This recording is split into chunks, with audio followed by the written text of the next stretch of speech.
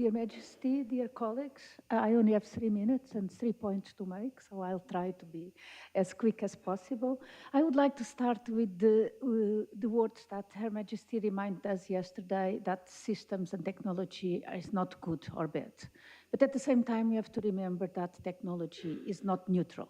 It is developed with values embedded in the systems. Who is deciding on those values, which values are embedded in the system, what are the priorities that the systems take in terms of those values? That are all questions that need to be addressed. And that brings me to a group of young people, which I think we also need to consider, and that is all the many young people that are studying or considering to study computer science and engineering technologies. There is still a huge lack in STEM disciplines of issues of ethics, issues of responsibility, issues of understanding the impact of the disciplines that we make. And that was my second point. What you are looking at is just a very powerful reminder of how AI is looking at our world. Of course, we are talking about children, even in those blue parts of the world which are used as training data, as modeling data for the systems that we develop.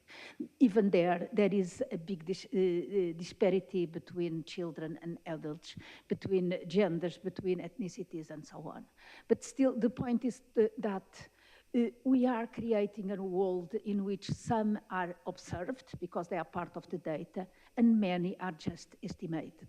Of course, by being part of the data, we lead to issues of privacy or manipulation, but not being part of the data, we risk to misclassify, to deal with social stereotypes, so you are not anymore observed a person, but you are a stereotype.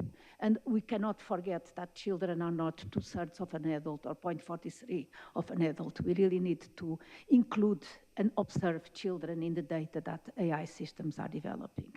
And finally, I would like to talk about one issue that in the responsible artificial intelligence is kind of leading, and that is what we call the question zero.